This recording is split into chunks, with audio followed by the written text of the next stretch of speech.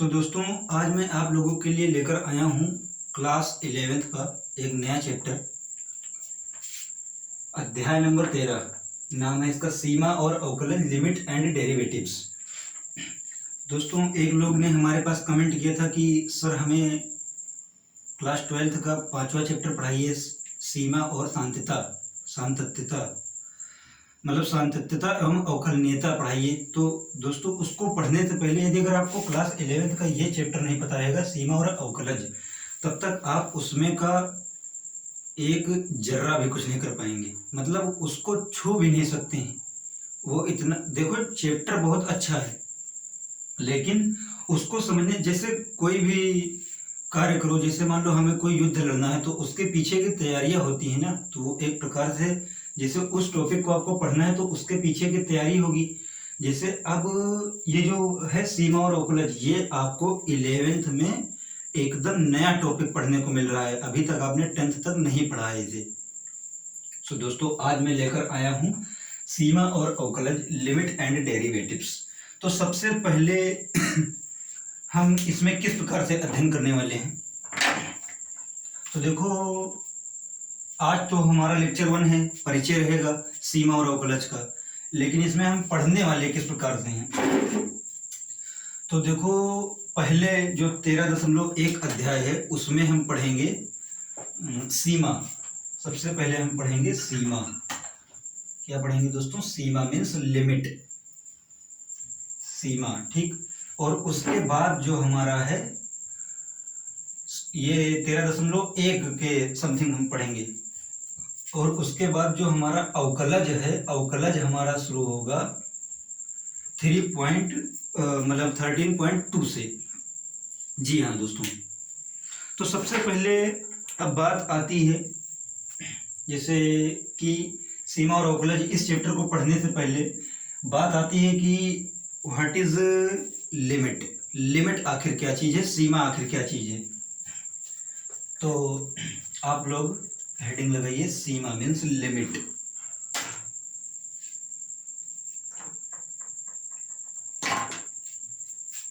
क्या? सीमा मतलब लिमिट। तो सीमा अर्थात लिमिट है क्या चीज? तो सीमा कहीं मतलब आपके सीमा, वो सीमा आप मत समझ बैठिएगा कि आपकी जैसे गांव गली वैली कोई लड़की, नहीं, उसकी बात नहीं चल रही है। आप ध्यान दीजिए यहाँ पर। सीमा वो जैसे रहता है ना, कभी जब लड़ाई झगड़ा होता है गांव में तो बोलते हैं ना, अपनी सीमा में रहो, अपनी लिमिट में रहो, सीमा पार कर सीमा के बाहर मत जाइए। तो वही चीज, मतलब अपनी लिमिट में रहिए, बाहर मत आइए, वही सीमा की बात यहाँ पर चल रही है। लेकिन अब हम किसी लड़की की सीमा की बात नहीं करेंगे, हम किसकी बात करेंगे? तो हम करेंगे फलन की सीमा की बात। किसकी? फलन की सीमा की बात। फलन की सीमा, किसकी सीमा निकालेंगे दोस्तों? फलन की सीमा निकालेंगे।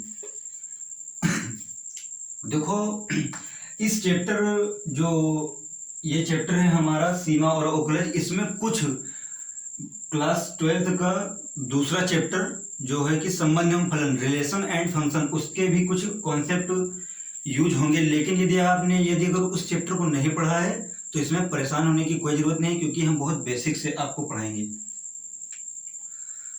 अब आप समझ गए होंगे कि जैसे सीमा, किस सीमा की बात चल रही है, तो सीमा जब भी बात चलेगी तो फलन की सीमा की बात चलेगी। फलन मीन्स फंक्शन, कोई भी फंक्शन। फॉर एग्जाम्पल जैसे fx equal x+2, fx equal x+3, ये सब आपके फलन है, इसके ऊपर सीमा अप्लाई होगी। नहीं, कुछ लोग होता क्या है कि जब सीमा यहाँ पर हमने बात चलाई तो वो सीमा अपनी गर्लफ्रेंड वगैरह की बात समझ बैठते हैं, लेकिन ये सीमा वो नहीं है, ये सीमा फलन की सीमा है। तो आप लोग ध्यान दीजिएगा। तो सीमा सबसे पहले है क्या चीज? तो देखो, वे बिंदु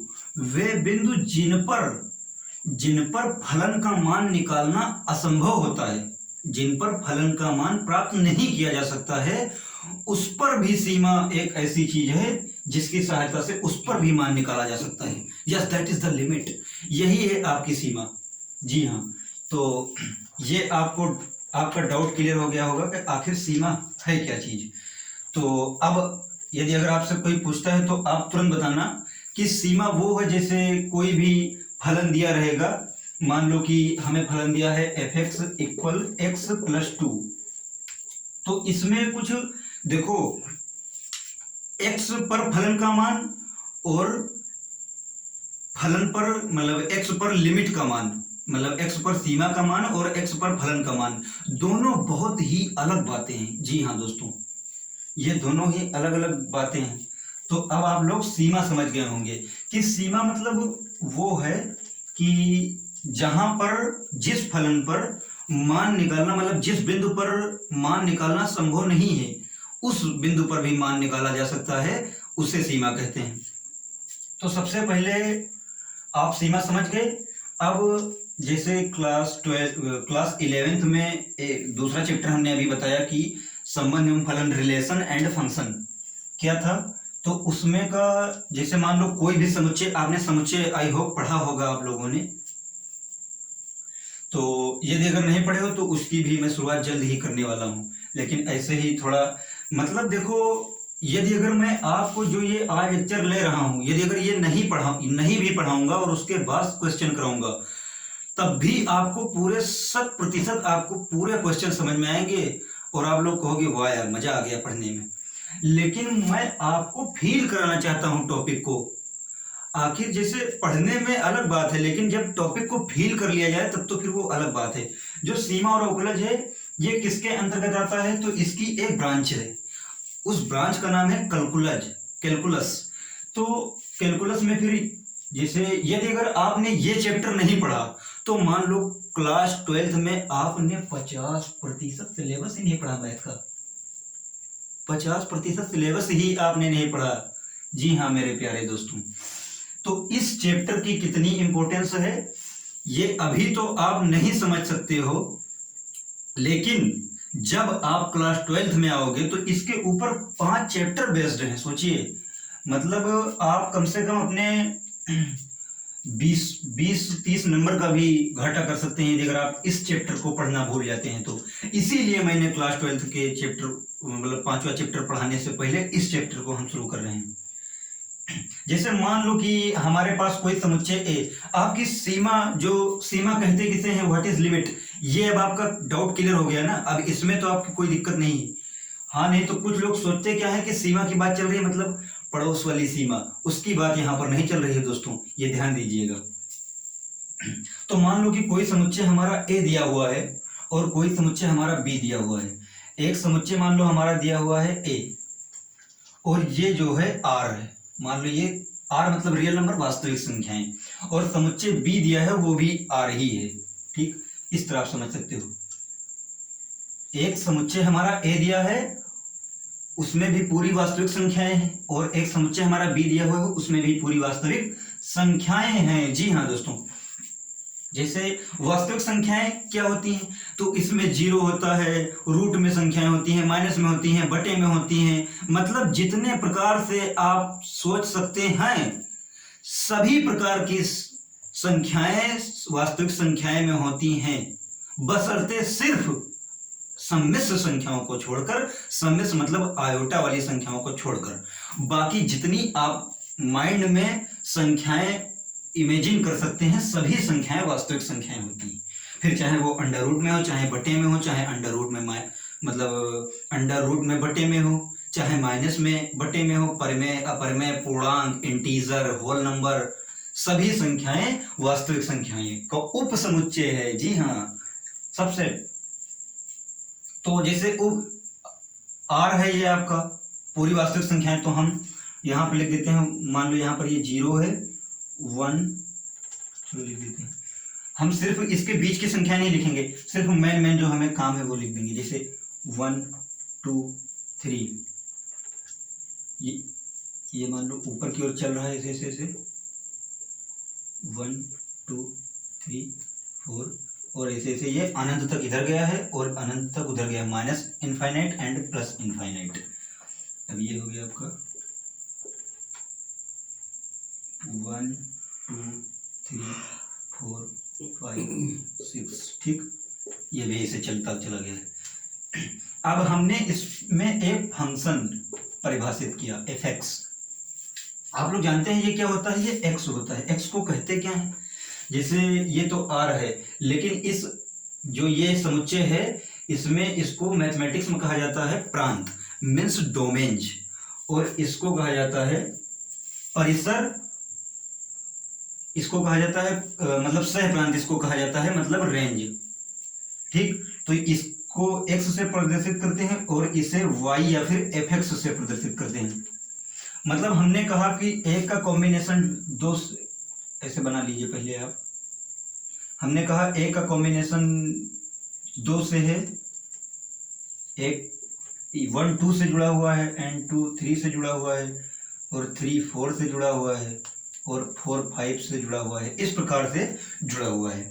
तो यदि अगर हम यहाँ पर अब फलन परिभाषित करना चाहें तो एफ एक्स हमारा क्या हुआ है, एफ एक्स क्या है, मतलब x जो है, x क्या है हमारा 1, इधर ध्यान दीजिए, एफ एक्स मतलब y का मान, y कब प्राप्त हो रहा है, जब हम x में एक जोड़ दे रहे हैं, x में हमने एक ऐड कर दिया तो फिर हमें y का मान प्राप्त हुआ। तो x प्लस एक जोड़ रहे हैं, मतलब एक, तो इसका कॉम्बिनेशन किससे है, 2 से है, 2 का 3 से है, 3 का 4 से है, 4 का 5 से है। ठीक, तो ये x प्लस 1, मतलब इस प्रकार से फलन कुछ इस प्रकार से प्रभाषित है। तो एफ एक्स की वैल्यू हमारी क्या आ गई दोस्तों, x प्लस 1। अब इस पर हम सीमा लगाएंगे। जी हाँ, इसकी सहायता से मैं आपको फील दिलाऊंगा कि है क्या चीज, सीमा है क्या चीज। ध्यान दीजिए, इस पर ध्यान दीजिए आप लोग।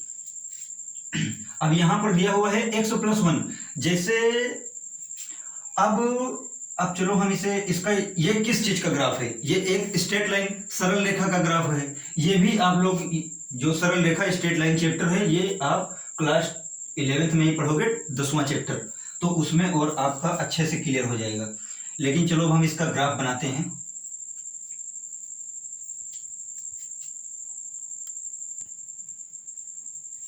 सो दोस्तों अब हम इसका ग्राफ बनाते हैं। तो ये हमें क्या दिया हुआ है, y इक्वल एक्स प्लस 1। जैसे इससे आप कंफ्यूज मत होइए एफ एक्स और y से, मतलब एफ एक्स और y एक ही चीज है, एक ही चीज है। जैसे अब हमने कहा इधर, जैसे ग्राफ मतलब इधर समझा देते हैं आपको। जैसे यहाँ पर 1 2 3 4 था, और यहाँ पर मान लो 1 2 3 4 5। तो जैसे 1 पर वैल्यू 2 थी, 2 पर वैल्यू 3 थी, 3 पर वैल्यू 4 थी, 4 पर वैल्यू 5 थी। तो जैसे यहाँ पर जैसे x था और ये हमने इसको एफ एक्स बोला या फिर y बोला, y मतलब सह प्रांत रेंज, तो x और ये हो गया एफ एक्स या फिर y। मतलब जब हम f ऑफ 1 रख रहे हैं तब हमें वैल्यू क्या प्राप्त हो रही है, 2 प्राप्त हो रही है। मतलब f ऑफ 1 इक्वल किसके है, 2 के है। f ऑफ 2 इक्वल किसके है, 3 के है। जब हम f ऑफ 3 रखते हैं तो हमें क्या प्राप्त होता है, मतलब प्रांत है, प्रांत में क्या प्राप्त होता है, हमें 4 प्राप्त होता है। और जब हम 4 रखते हैं तो क्या प्राप्त होता है, 5 प्राप्त होता है। तो इस प्रकार से, या फिर आप एफ एक्स कह लीजिए या y कह लीजिए, बात एक ही है।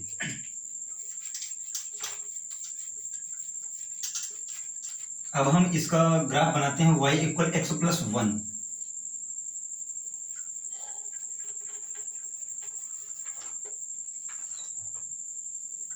ये हो गया आपका x x dash y y dash. ठीक, अब हमने सिर्फ मान लो सिर्फ 2 पॉइंट लेंगे। जैसे हमने एक बार x बराबर 0 रखा, एक बार हमने x बराबर 0 रखा। जब हम x बराबर यहाँ पर 0 रखेंगे तो y का मान हमें क्या प्राप्त होगा, 1 प्राप्त होगा। तो यहाँ पर से हमारा बिंदु क्या आ गया, 0,1। और यदि अगर अब की बार हम y का मान जो है 0 इमेजिन करें, y का मान हमने 0 लिया तो x इक्वल आ गया हमारा -1। तो हमारा यहाँ पर पॉइंट क्या निकल गया है, -1,0। जी हाँ, तो अब हम इसे इस पर निरूपित करते हैं। तो ये हो गया आपका ओरिजिन, मतलब मूल बिंदु, और ये हो गया 1 2 3 4। वैसे 4 की हमें जरूरत नहीं, लेकिन बना दे रहे हैं। ये हो गया हमारा 1 2 3 4, -1 -2 -3 -4, ये क्या हो गया आपका -1 -2 -3 -4। अब जैसे 0,1 मतलब 0,1 मतलब एक्स एक्सिस पर हमें नहीं गेन करना है, वाई एक्सिस पे गेन करना है, तो ये हो गया आपका 0,1। और अब हमें करना है -1,0 मतलब -1 और 0 मतलब वाई एक्सिस पे गेन नहीं करना है।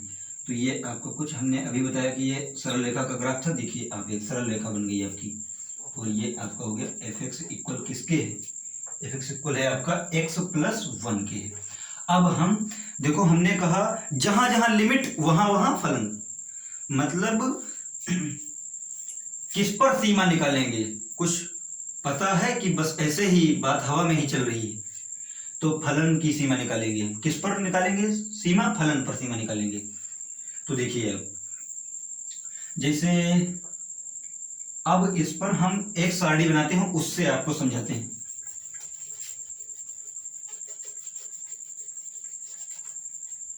जैसे हमने एक सरणी बनाई और उसमें ये लिखा हमने x और ये लिखा एफ एक्स या फिर y, एफ एक्स या y बात एक ही है, मतलब एफ एक्स इक्वल x+1 या y इक्वल x+1 बात एक ही है। हमने सर्वप्रथम देखो सीमाएं दो प्रकार की होती हैं, एक बाईं सीमा मतलब LHL लेफ्ट हैंड लिमिट, और एक दाईं सीमा मतलब RHL राइट हैंड लिमिट। तो लेकिन अभी इससे हम सोच सकते हैं कि आपको नहीं समझ में आ रहा होगा, लेकिन बस 2 मिनट सब्र रखिए, अभी समझ में आएगा। जैसे हमने लिया सबसे पहले, जैसे हम एक पर सीमा निकालना चाहते हैं, मान लीजिए 2 मिनट के लिए, जस्ट सपोज दैट कि हम एक पर सीमा निकालना चाहते हैं, तो एक के इधर भी है, एक के LHL मतलब लेफ्ट हैंड पर भी है, और एक के उधर मतलब RHL मतलब राइट हैंड पर भी है। तो LHL ये हो गया आपका LHL लेफ्ट हैंड लिमिट, और इसके उधर RHL मतलब राइट हैंड लिमिट। तो अभी आपको नहीं समझ में आ रहा होगा। देखिए जैसे यहां पर हमने ले लिया कि 0.9 किसके समथिंग है, ये लगभग 1 के समथिंग है, ठीक। मतलब सीमा का मकसद लिमिट। हमने कहा कि जब लड़ाई होती है तो गांव में क्या कहते हैं, ओए लिमिट में रहो, लिमिट में। तो वही चीज, मतलब यहां पर आपको अपने लिमिट में रहना है। मतलब यहां पर एक पर खतरा है, एक पर खतरे की घंटी है, खतरा मंडरा रहा है, तो उस पर नहीं जाना है आपको, इसके एकदम नजदीक जाना है। उसके बाद 0.99 और 1 के समथिंग है, और 0.999 ये और 1 के समथिंग है, बस हम 3 ही वैल्यू ले रहे हैं। तो यदि अगर हम अब x का मान यहां पर रखिए, आप 0.9 रखेंगे तो 1.9 आएगा, ठीक। यहां पर रखिए आप एक, यहां पर जैसे समझ लीजिए यार भाई आप लोग क्या कर रहे हो, यहां पर क्या दिया हुआ है, y equal x+1, y equal x क्या दिया हुआ है 0.9 + 1, y इक्वल क्या हो गया 1.9। यार वही तो लिखा है मेरे भाई, क्या कर रहे हो यार आप लोग। अच्छा, अब यहां पर जब रखेंगे तो वही x का मान 0.99, यहां पर 0.99 रखिएगा तो ये हो जाएगा आपका 1.99, और यहां पर 1.999 इतना हो गया। मतलब हम x पर एक की तरफ बढ़े, मतलब हमने वैल्यू ली 0.9, तो मान किसकी तरफ अग्रसर हुआ, किसकी तरफ टेंडिंग टूवर्ड्स हुआ। जब हम एक की तरफ बढ़े, एक्स एक्सिस पर एक की तरफ बढ़े, तो फलन हमारा मतलब एफ एक्स मतलब वाई का मान किसकी ओर अग्रसर हुआ, वाई की मान हमारा 2 की ओर अग्रसर हुआ। क्या लिखा है 0.9 मतलब लगभग 1 के समथिंग, लेकिन हमने कहा नहीं 0.99 और 1 के समथिंग, फिर 0.999 और 1 के समथिंग। तो जब हमने 0.9 रखा तो 1.9 मतलब वैल्यू यहां पर आ गई, मतलब लगभग 2 के समथिंग है, मतलब कुछ ही एंगस्ट्रॉम दूरी का फर्क है, बस वो 2 होने ही वाला है। लेकिन हम इसको 1 होने नहीं देंगे तो वो उसको 2 नहीं होने देगा। जी हाँ दोस्तों, मतलब यही तो लिमिट है, यही लिमिट है। मतलब एक प्रकार से जैसे आप कह सकते हो, अभी हम इसको आपको एक एग्जांपल के थ्रू समझाएंगे बहुत अच्छे से, यही इसीलिए मैं उस एग्जांपल को अभी नहीं ले रहा हूं। जैसे यही आपकी सीमा है, तो ये आपकी LHL लिमिट है। क्या? LHL। LHL मतलब हम एक, मतलब जब 0.9 एक के समथिंग है, एक के समथिंग है, तो अब हम जब 0.9 हमने रखा तो 1.9 आ गया, मतलब 2 की ओर अग्रसर हुआ।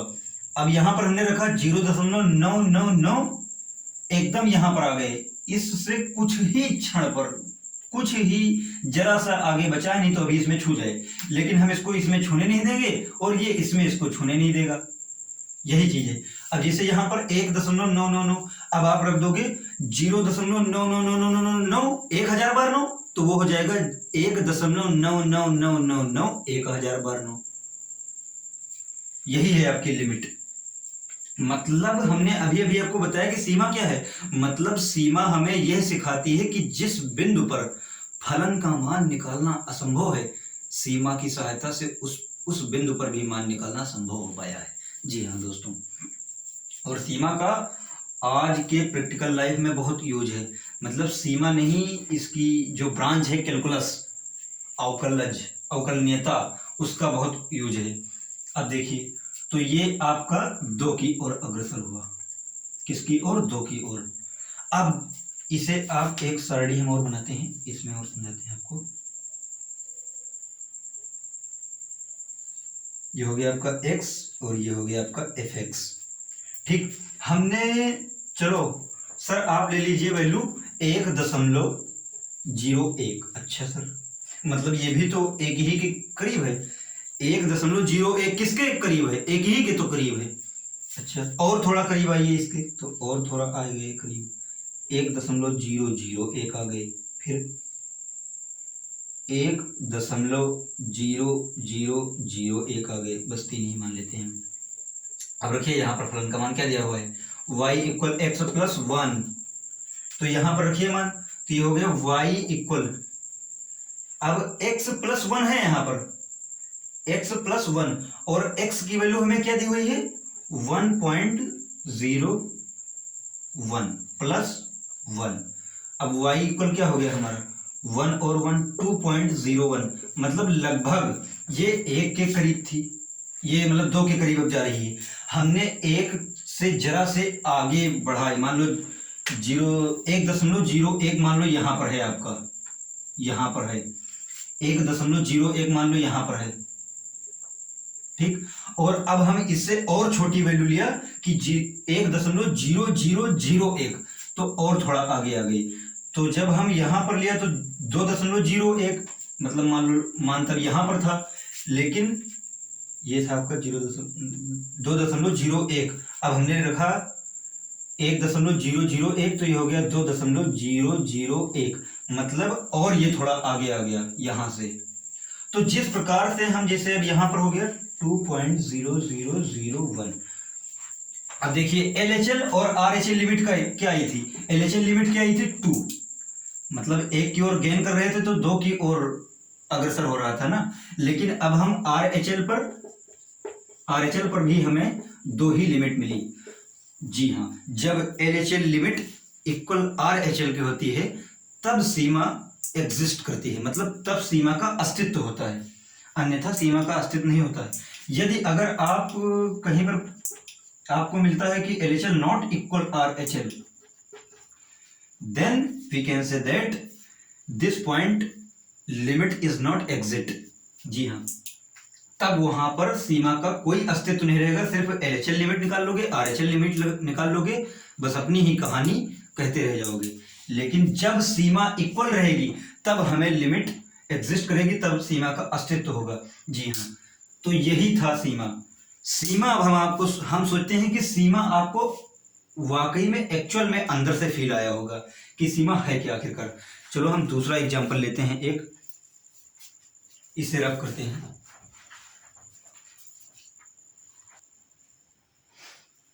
दोस्तों दूसरा एग्जांपल हम ले लेते हैं, मान लो हमने कोई भी एक फंक्शन उठा लो आप, f(x) equal F x equal हो जाएगा आपका, कोई कठिन सर थोड़ा हल्का लीजिए, थोड़ा फील आए मतलब।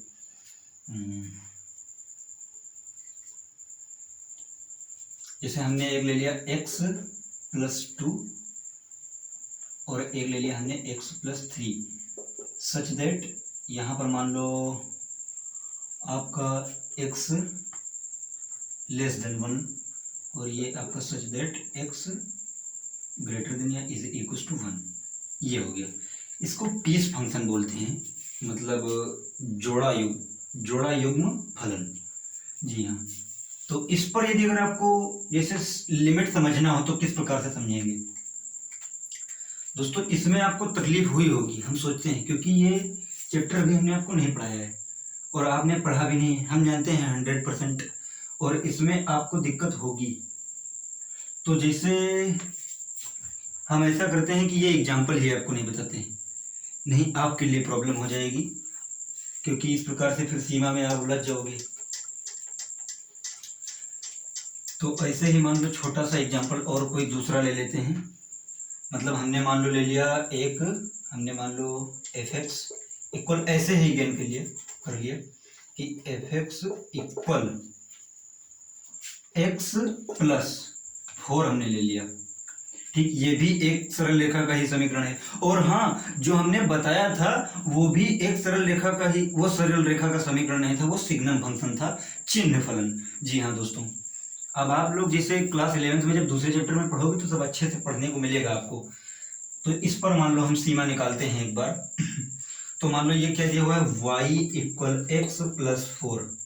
जरा सा यहाँ पर x = 0 लेंगे तो 0,4 आ जाएगा एक बिंदु, मतलब बिंदु हम यहाँ पर ग्राफ के लिए खोज रहे हैं, 2 बिंदु।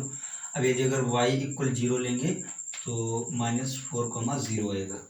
ये भी वही कहानी बनेगी, यही ग्राफ बनेगा कि x dash and y dash. ये हो गया आपका ओरिजिन 1 2 3 4, -1 -2 -3 -4। ये हो गया आपका 1 2 3 4। ये हो गया आपका -1 -2 -3 -4। अब इसका ग्राफ बनाते हैं 0,4 मतलब एक्सिस पे नहीं जाना है, y एक्सिस पे 4 बार जाना है, और -4,0 मतलब -4,0। ये हो गया आपका सरल रेखा का ग्राफ, ये भी सरल रेखा का ही ग्राफ है। एफ एक्स इक्वल आपका क्या आ गया, x + 4, x + 4। अब इसमें भी वही कहानी चलेगी, जैसे हमने x के कोई भी मान आप रखते जाओ, जैसे हमने सारणी बनाई यहाँ पर मान लो,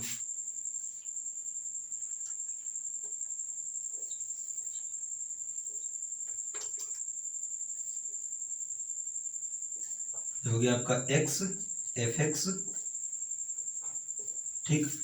हमने x की वैल्यू 0.9 लिया, इसमें थोड़ा दूसरा लेते हैं, चलो वही, कोई दिक्कत नहीं है आपको। इसे जैसे 0.9 हमने ले लिया और 0.99 ले लिया, 0.999, मतलब वही कहानी सेम चलेगी कि जैसे आप एक की ओर जब अग्रसर होगे तो फलन, मतलब जो y का मान रहेगा, फलन का मान रहेगा, वो 2 की ओर अग्रसर रहेगा, ठीक। इसी प्रकार से आपका मतलब फलन यहाँ पर कुछ मान चेंज हो जाएगा, क्योंकि जैसे x यहाँ पर आपने रखा 0.9 + 4, तो ये हो गया आपका 4.9, मतलब अब सीमा 5 की ओर अग्रसर हो गई।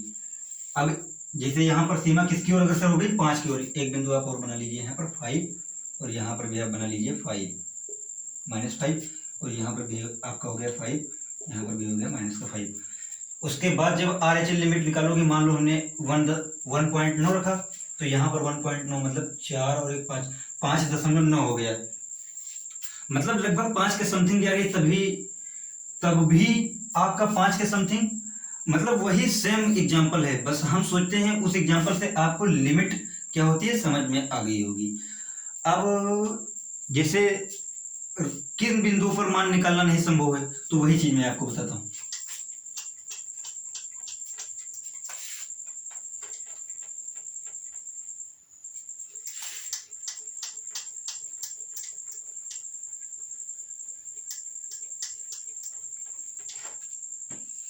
जैसे हमने एक फंक्शन ले लिया F x equal x square minus 1 upon x minus 1, ये ले लिया हमने। और उसके बाद हमने कहा कि x बराबर 1 पर x बराबर 1 पर फलन का मान बताइए आप। तो जरा सोचिए, यहां पर अब आप F x equal x square minus 1 upon, यहां पर x की जगह पर आप 1 रखोगे, 1 माइनस 1, यहां नीचे हर में 0 हो गया, और 0 से किसी भी संख्या को भाग दो, आंसर क्या आता है? इनफाइनाइट, अनंत आता है। जी हाँ मेरे दोस्तों, मतलब इसका तो मान ही नहीं निकला। जब मान नहीं निकला, इसीलिए हमें आवश्यकता किसकी हुई? लिमिट, सीमा की आवश्यकता हुई। अब यहां पर हम लिमिट का अप्लाई करेंगे, तुरंत चुटकी में सीमा का मान तुरंत निकल कर आ जाएगा। जैसे आपने थोड़ा बहुत जो ये डेरिवेटिव अवकलज है, इसको आपने फिजिक्स में भी पढ़ा होगा, लेकिन फिजिक्स में आपने यहाँ का 10% भी नहीं पढ़ा है। जी हाँ दोस्तों, जब आप इसे पूरा पढ़ोगे तब मजा आएगा पढ़ने में आपको। तो मतलब जैसे यहाँ पर फलन का मान निकालना संभव नहीं है, तो जहां पर मान निकालना नहीं संभव है, तो लिमिट की सहायता से उस पर भी मान निकालना संभव हो सकता है। जी हाँ, जैसे लिमिट को दिखाते किससे हैं, पहले ये आप लोग देख लीजिए। जैसे ऐसे रहता है, limit x tending towards a, और यहां पर रहता है एफ एक्स मतलब जो एफ एक्स फलन दिया रहेगा, उसमें आपको जो x का मान है वो a की ओर अग्रसर है। किसकी ओर? a की ओर। अभी आपको मैं इसको सिर्फ पढ़ाना सिखाता हूं। मतलब यहां पर क्या है, इसको देखिए अभी आप, मतलब फलन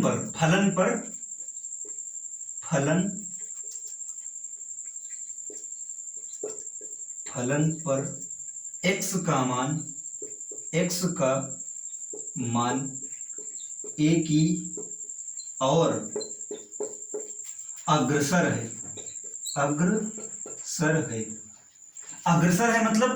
मतलब जैसे हमने वहां पर रखा था 0.9, फिर 0.99, फिर 0.999, लेकिन हमने 1 नहीं रखा, तो वहां पर हम क्या कह सकते हैं कि जो लिमिट थी हमारी, देखो इंग्लिश में इसको लिमिट कहा जाता है, सीमा को, इसीलिए इसको प्रदर्शित LIM पहले मतलब 3 अक्षर ले लेते हैं।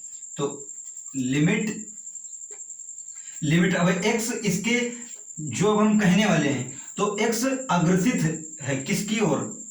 अग्रसर है किसकी ओर? 1 की ओर। मतलब हमने भले ही मान रखा है 0.9, फिर 0.99, 0.999, बहुत ही बार 9, मतलब 1000 बाजी 9, तो ये किसकी ओर? 1 नहीं है, मान 1 नहीं है, लेकिन 1 की ओर अग्रसर है। ये तीर जो ये चिन्ह बना है, ये यही दिखाता है कि limit x tending towards, tending माने की ओर, टेंडिंग टूवर्ड्स माने की ओर, टेंडिंग माने अग्रसर, मतलब टेंडिंग माने अग्रसर और टूवर्ड्स माने की ओर। मतलब लिमिट x टेंडिंग टूवर्ड्स 1, मतलब x का लिमिट, x का मान 1 की ओर अग्रसर है, 1 नहीं है। उसी प्रकार से x का मान a की ओर अग्रसर है, a नहीं है, a मत समझिए आप लोग। जी हाँ दोस्तों, ये इस प्रकार से। अब यदि अगर LHL लिमिट की बात की जाए, LHL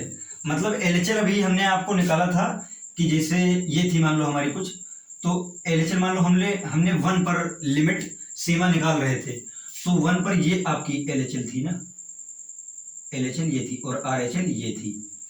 मतलब कि जो LHL लिमिट होती है, लिमिट x टेंडिंग टुवर्ड्स, तो इसके ऊपर माइनस लगा देते हैं, ठीक। और जब RHL लिमिट की बात चलती है तो ये हो जाता है कर limit x tending towards a plus.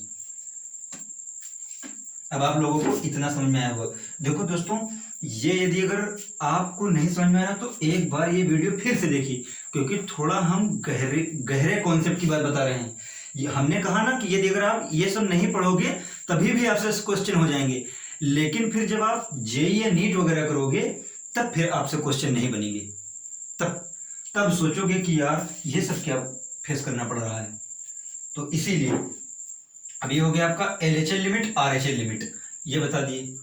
उसी प्रकार से अब यहां पर मान लो आप, अब आपको निकालना होता कि लिमिट, मान लो fx दिया है तो लिमिट x टेंडिंग टुवर्ड्स 1 और इक्वल दिया है हमारा, मतलब f of x equal limit x tending towards 1 equal x square minus 1 upon x minus 1। तो अब यहां पर आप क्या करते, तो अब यहां पर मान निकालना संभव है। तो जैसे ये हो गया आपका ए स्क्वायर माइनस बी स्क्वायर, मतलब x प्लस 1 और x माइनस 1। सर आपने यहां पर डायरेक्ट मान 1 अप्लाई क्यों नहीं किया? हम क्यों करें मान अप्लाई, क्यों करें मान अप्लाई, आप बताइए। क्योंकि लिमिट, सीमा का जो मतलब कॉन्सेप्ट है हमसे ये कहता है कि जितना सॉल्व हो सके गुणनखंड उतना आप सॉल्व कीजिए, लेकिन फलन हमसे नहीं कहता है, फलन डायरेक्ट वैल्यू रखवाता है। लेकिन यहाँ पर हम डायरेक्ट वैल्यू नहीं अप्लाई कर सकते हैं। तो x माइनस 1 कट गया। अब x टेंडिंग टुवर्ड्स 1 है नहीं, लेकिन हम रख रहे हैं।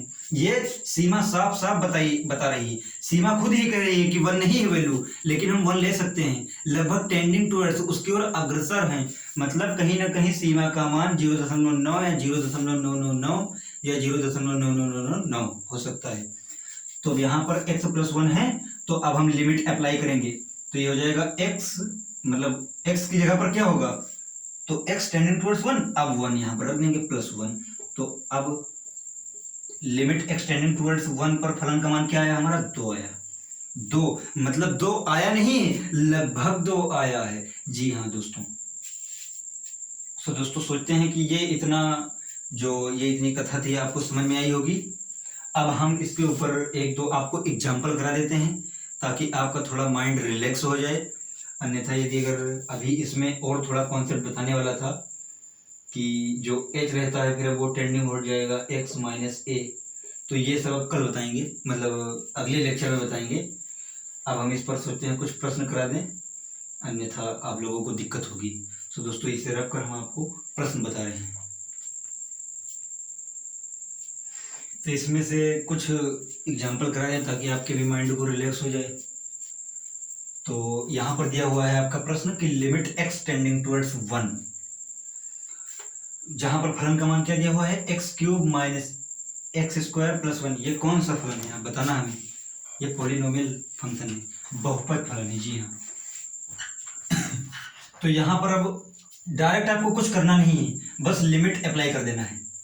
इस तरह के क्वेश्चन में कुछ नहीं करना होता है, मतलब जहां पर जितना सॉल्व हो सके उसे उतना सॉल्व कर लीजिए।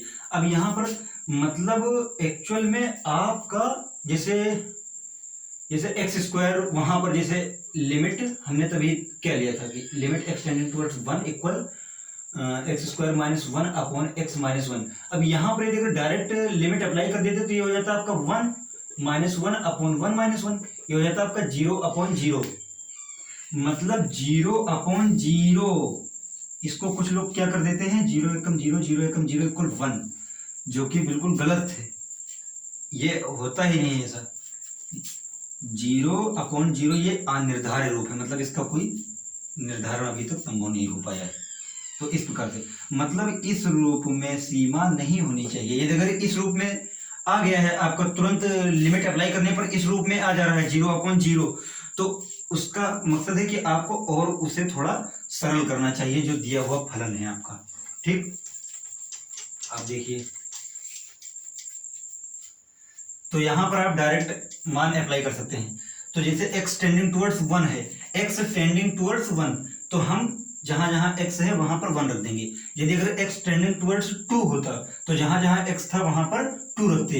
यदि x टेंडिंग टुवर्ड्स -1 होता तो जहां जहां x है वहां पर -1 रखते। लेकिन ये x टेंडिंग टुवर्ड्स यदि अगर 25 होता तो जहां जहां पर x है वहां पर हम 25 रखते। तो यहाँ पर लिमिट x टेंडिंग टुवर्ड्स 1 है, तो आप डायरेक्ट लिमिट अप्लाई कर दीजिए। तो हो जाएगा आपका 1 का क्यूब माइनस 1 का स्क्वायर प्लस 1, ठीक, इक्वल ये हो गया आपका 1 का क्यूब 1 माइनस 1 का स्क्वायर 1 प्लस 1, माइनस से प्लस माइनस कट गया, फाइनली वैल्यू क्या आ गई 1। ये हो गया आपका इस क्वेश्चन का आंसर।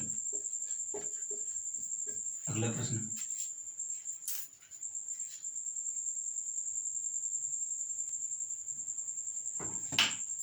अगला क्वेश्चन है आपका लिमिट x टेंडिंग टुवर्ड्स 1 और फलन का मान दिया हुआ है 1 plus x square plus dash dash dash dash x to the power 10 तक दिया हुआ है आपको। हल करते हैं इसे, सॉल्यूशन सोल्व। तो इसमें क्या लिखेंगे, जिसे लिमिट अभी मत अप्लाई करो नहीं तो उलझ जाओगे। तो एक्स टू द पावर 1 ये हो गया आपका 1 माइनस अब ये दिया हुआ है एक्स प्लस एक्स स्क्वायर, फिर क्या आएगा एक्स क्यूब, फिर एक्स टू दी पावर 4, फिर एक्स टू दी पावर 5, फिर एक्स टू दी पावर 6, फिर एक्स टू दी पावर 7, फिर एक्स टू दी पावर 8, फिर एक्स टू दी पावर 9, फिर एक्स टू दी पावर 10 दिया हुआ है आपको। जैसे इसे खोलने की हमें कोई ज़रूरत नहीं थी, लेकिन इस प्रकार से है तो आपको डाउट नहीं रहेगा, उस प्रकार से आपको कुछ डाउट बन सकता था। तो यहाँ पर देखिए, अब लिमिट अप्लाई कर दीजिए आप लोग। तो यहाँ पर जब लिमिट अप्लाई करोगे तो ये हो जाएगा आपका 1 और प्लस एक्स की जगह पर 1 रखेंगे 1 हो जाएगा, प्लस एक्स स्क्वायर की जगह पर। दोस्तों इसमें कुछ करेक्शन है, हम कर लेते हैं क्वेश्चन में। एक्स टेंडिंग टुवर्ड्स -1 की ओर अग्रसर है, यहाँ पर माइनस लगा हुआ है, एक्स टेंडिंग टुवर्ड्स -1 की ओर अग्रसर हुआ है। तो एक्स की जगह पर हम क्या रखेंगे, यहाँ पर तो 1 था, लेकिन अब यहाँ पर क्या रखेंगे -1 और प्लस एक्स स्क्वायर मतलब -1 का स्क्वायर, प्लस एक्स क्यूब मतलब -1 का cube, plus x to the power 4 मतलब -1 to the power 4, plus x to the power 5 मतलब -1 to the power 5, plus x to the power 6 मतलब -1 to the power 6, plus x to the power 7 मतलब -1 to the power 7, plus x to the power 8 मतलब -1 की power 8, plus x की power 9 मतलब -1 की power 9, और plus x की power 10 मतलब -1 की पावर 10। जी हाँ, अब इसे आप सॉल्व करिए। तो जब आप इसे सॉल्व करेंगे तो आपकी वैल्यू कुछ आ जाएगी ये।